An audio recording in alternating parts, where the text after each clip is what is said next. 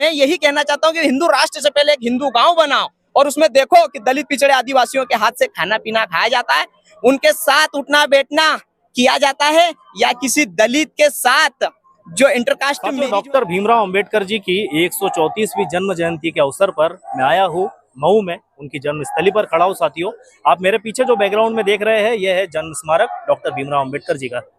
साथियों, हजारों की संख्या में यहाँ पर भीम अनुयायी आए हुए हैं दर्शन करने के लिए। कुछ भीम अनुयायियों से मैं निरंतर ये पूछ रहा हूँ कि डॉक्टर भीमराव अंबेडकर जी के विचारों को उन्होंने कितने अपने जीवन में उतारा है, किस प्रकार से वे मानते हैं। इसी बीच में साथियों एक भीम अनुयायी हमारे साथ में है, जानूंगा उनसे।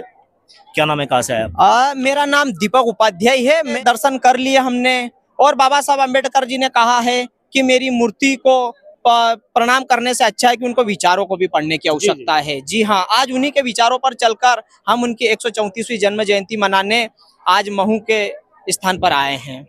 और आज हमने देखा है कि आज देश के अंदर कुत्तों की गिनती होती है, गधों की गिनती होती है, बिल्ली की भी गिनती होती है, बट जातिगत जनगणना नहीं होती, जो कि होना चाहिए। आज देश में 15% से अधिक दलित समुदाय की जनसंख्या है, 8% से अधिक आदिवासियों की जनसंख्या है, 50% से भी अधिक ओबीसी की जनसंख्या है, बट आज उनकी जातिगत जनगणना नहीं हो पा रही है। हमारा मेन मुद्दा है कि आज देश के अंदर जातिगत जनगणना होनी चाहिए। जिसकी जितनी जनसंख्या भरी उतनी उसकी भागीदारी होना बहुत ही जरूरी है।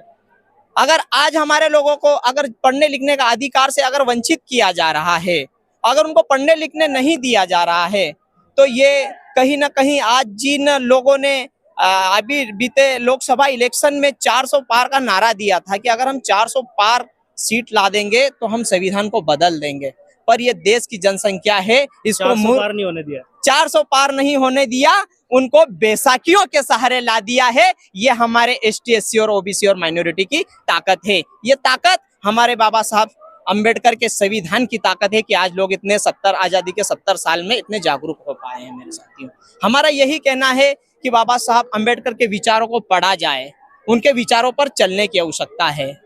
आज देश में हिंदू राष्ट्र बनाने की बात होती है। यार एक मिनट, तुम किसी पॉलिटिकल पार्टी का तो नहीं हो ना? मैंने अभी तक किसी पॉलिटिकल पार्टी का नाम नहीं लिया है। एक मिनट, तुम किसी राजनीतिक पार्टी के तो नहीं हो सदस्य? तुम ज्वाइन तो नहीं हो ना? हाँ, तो मेरा अगला प्रश्न है ना, राजनीति से रिलेटेड है। जी, हम देखते हैं संविधान में कुछ लोग अभी कुछ महीनों से, कुछ वर्षों से ऐसे संविधान की किताबें दिखा दिखा के बोलते हैं कि हम अंबेडकर जी के विचारों पे चलने वाले लोग हैं। जी हाँ, तो क्या सच में उन्होंने विचारों पे चले हैं कि बस राजनीतिक उपयोग किया जा रहा है? नहीं, अगर देश में देखिए, एक बात तो मायने रखती है कि हमेशा सवाल सत्ता से पूछा जाता है। जो भी सरकार सत्ता में रहेगी, हम सवाल उन्हीं से पूछेंगे। अगर कमजोर को, आज सवाल तो कमजोर से तो कोई भी पूछ लेता है, बट जो सत्ता में रहेगा सवाल उसी से पूछा जाएगा। आज हमारे मध्य प्रदेश के अंदर हम देखते हैं कि एक आदिवासी समाज के ऊपर पेशाब किया जा रहा है, तो ये तो हमारे लिए बड़ी बेकार बात है कि आज हमारे आदिवासी समाज के साथ, जिनकी मध्य प्रदेश के अंदर 2.5 करोड़ जनसंख्या है, उन्हीं समाज के साथ अगर ऐसी हरकत होगी और उन्हीं के सत्ताधारी दल का अगर आदमी ऐसी हरकत करेगा तो सवाल तो उनसे पूछा जाएगा। ये बात तो लाजमी है कि अगर आप पेशाब करने वाला किसी सत्ताधारी पार्टी से बैकग्राउंड रखता हो और आप सवाल विपक्ष से पूछेंगे, ऐसा नहीं होना चाहिए जो आज देश में सवाल पूछा जा रहा है। और मेरा मेन स्ट्रीम मीडिया से भी ये सवाल है कि आज बाबा साहब के संविधान के जो बाबा साहब की जो बात करता है, आज वो गोदी मीडिया नहीं बात करता है। वो केवल और केवल या तो छोटे चैनल वाले बात करते हैं या केवल यूट्यूबर वाले बात करते हैं। मेन मीडिया में कभी भी बाबा साहब के संविधान को नहीं दिखाया जा रहा है। अगर बाबा साहब के संविधान को पढ़कर अगर लोग जागरूक हो गए तो इनका बोरिया और बिस्तर उड़ जाएगा।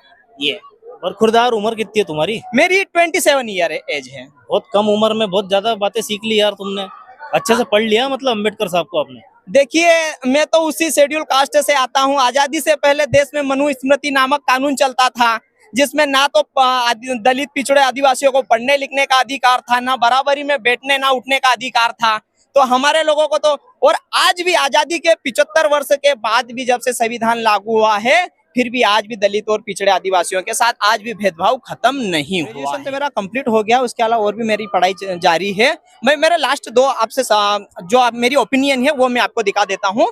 आज जब एक देश एक टैक्स हो सकता है, एक देश एक राष्ट्र हो सकता है, पर जब बात दलित पिछड़े आदिवासियों की आती है तो उनके साथ ऊंच नीच का भेदभाव शुरू होता है। हमारी लड़ाई इस भेदभाव को खत्म करने की लड़ाई है। आज देश में नारा लगाया जाता है कि हम हिंदू राष्ट्र बनाएंगे।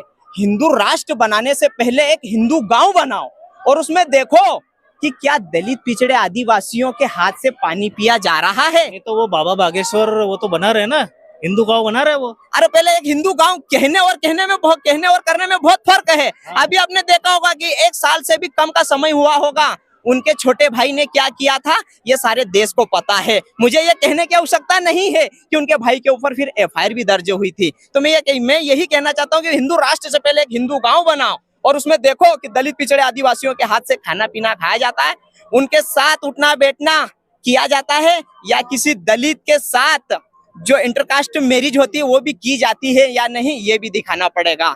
और मेरे RSS के मोहन भागवत जी से भी ये रिक्वेस्ट है कि RSS का सर संघचालक किसी दलित पिछड़े और आदिवासी को ही बनाया जाए ताकि इन लोगों के साथ भेदभाव न हो। हमने देखा है कि श्री राम मंदिर जी के ट्रस्ट में केवल एक दलित को जगह मिली है और उसमें से OBC और ST तो एक भी नहीं है। तो ऐसा नहीं होना चाहिए। जिसकी जितनी जनसंख्या भारी उतनी उसकी भागीदारी होना बहुत ही जरूरी है।